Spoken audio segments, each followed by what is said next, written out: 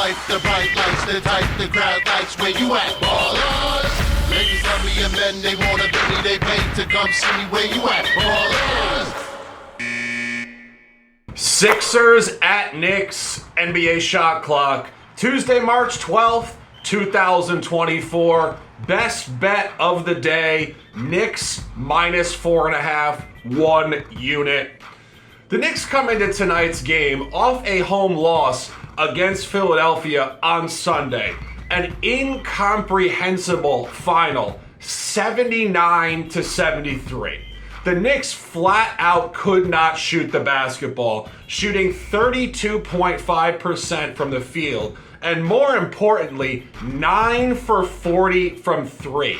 The Knicks starters, heightened by Jalen Brunson, shot 6 for 31 from the three-point line and will bounce back here. The only other time this year the Knicks played the same opponent twice in their own gym, back-to-back, it was Milwaukee 2 days before Christmas and Christmas Day, and they did lose the first one and bounce back with a win and cover on Christmas Day. Speaking of bouncing back, the Knicks are an uncanny 1-10 ATS last 11 at home, an unequivocal bye team getting healthier in front of some of the most passionate fans in the world. This is the fourth matchup of the year between these division rivals, and the Knicks did hammer Philadelphia in the previous two games, 128-92 and 110-96. The books are telling us a strong story in a revenge spot, and we expect an immediate reversal and a Knicks victory on average by 10 points. It is NBA Shot Clock on this Tuesday, March 12th, 2024. A top play, best bet, Knicks minus 4.5, 1 unit. Wizards at Grizzlies, Junior Brown back with NBA Shot Clock on this Tuesday, March 12th with another free pick, and we're rocking with the Grizzlies plus 2.5 over the Wizards at home. I had this game graded at Grizzlies minus 1.5, so the plus 2.5 for me is a no-brainer.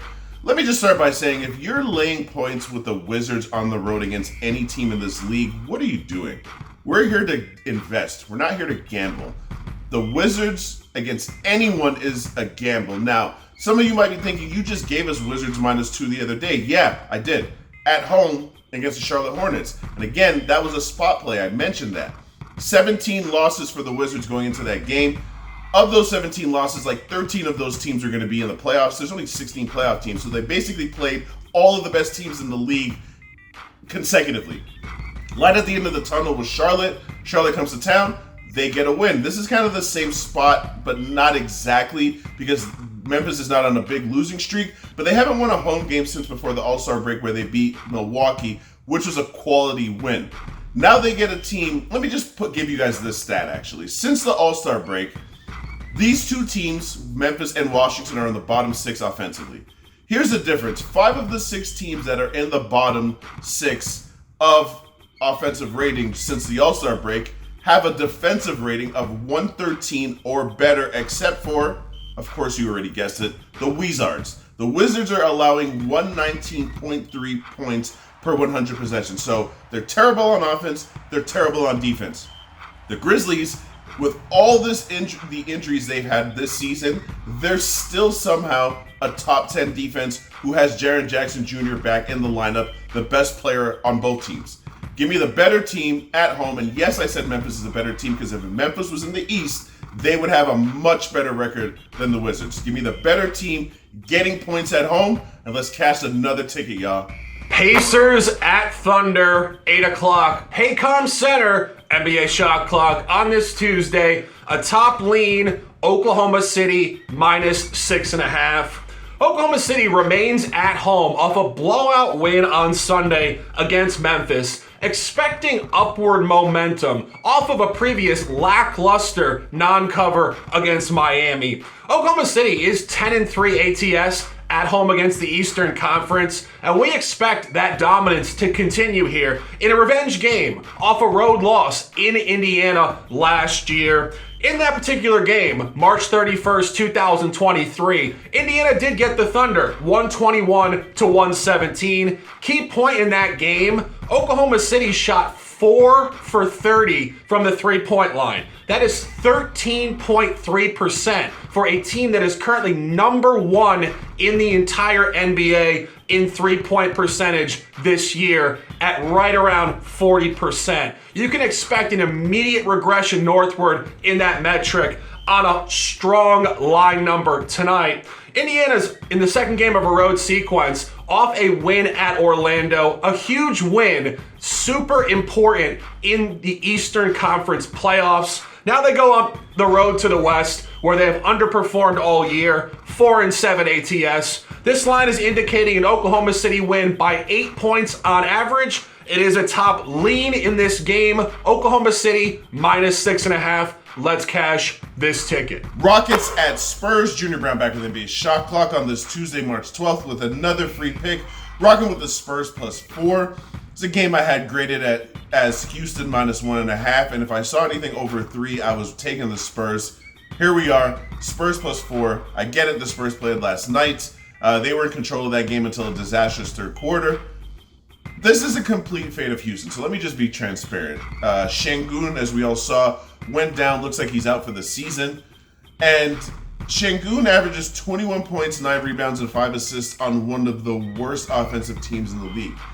Now, Fred VanVleet's the point guard, but the offense runs through Şengün. Like, in the same way if you watch Sacramento, De'Aaron Fox is the point guard, but the offense in Sacramento runs through Sabonis, which is why Sabonis is in the top 10 in assists. Now, Şengün isn't quite there because he plays on a team that has no shot makers. No disrespect to Fred VanVleet, who is the one shot maker on that team who's like 5'10". Now, in the one game that Şengün has missed, which, by the way, he's incredibly durable, in the one game he's missed, Jalen Green and Dillon Brooks combined for like 40 field goal attempts. And let me tell y'all something right now.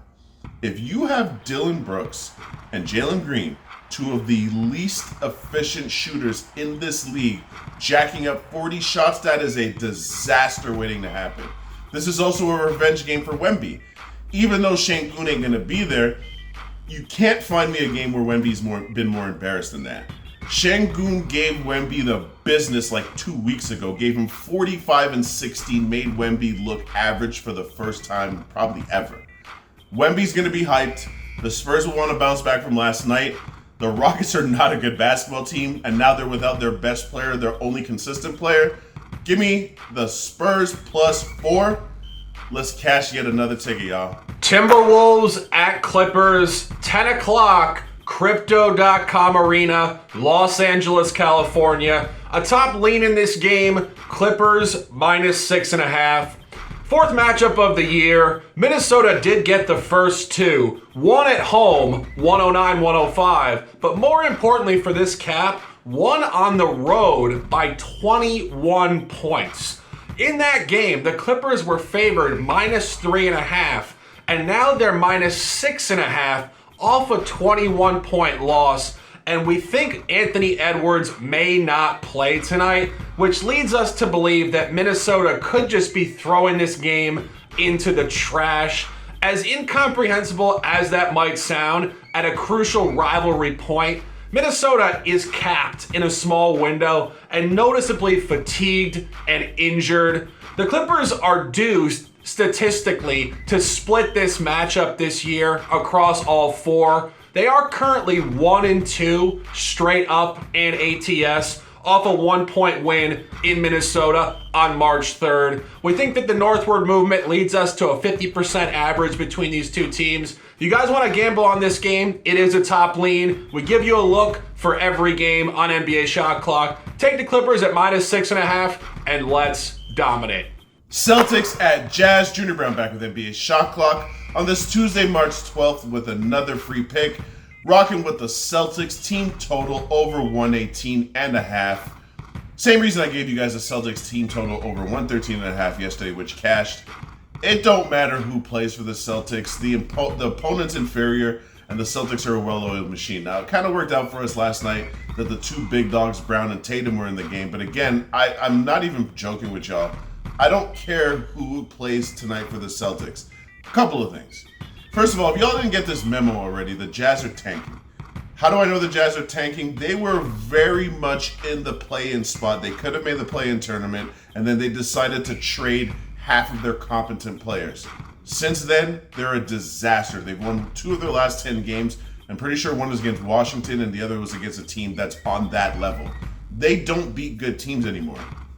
As a matter of fact, I'm going to take the Celtics on the spread later. I'm just waiting for lineup data because if I'm going to lay 6 or more points on the road, especially at altitude on the second night of a back-to-back, I kind of need to know who's playing. But I don't need to know who's playing for the Celtics to score over 118.5 because, again, that's what they do. They average 121 points per game. By the way, the Utah Jazz on the season allow 121 points per game. So I'm just asking both of these teams to be average, and I expect Utah to continue exactly what they've been doing, which is tanking.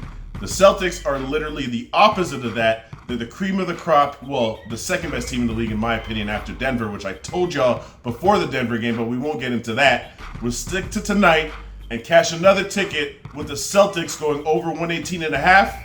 You already know what it is. Bucks at Kings, NBA shot clock, Tuesday, March 12th, 2024. An official play, Sacramento +3.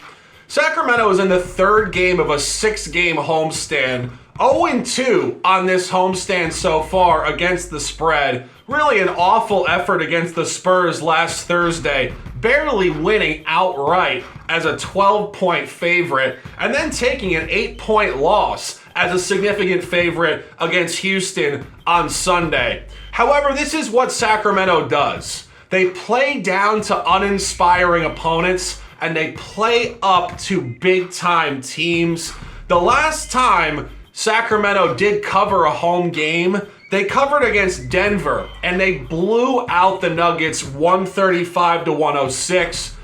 The Kings are 3-10, last 13 ATS at home, a statistic you want to buy low on, and another statistic you want to buy low on. Sacramento has lost 15 consecutive ball games to the Bucks, a 15x revenge game. I did a double take when I saw that statistic, and this is what I love to buy, particularly when books are moving the line towards the Kings. These teams did play on Sunday, January 14th in Milwaukee, and Milwaukee did win the game in overtime by 1 point, 143-142. Now the line opens at a short -1.5, suggesting a Sacramento victory for the first time in a generation. And you're finding Milwaukee on the 4th game of a real gauntlet Western trip, having played the Warriors, Lakers, Clippers, and now Sacramento. This is a great spot. It is the top look on the late night card. An official play, Sacramento +3. Let's dominate.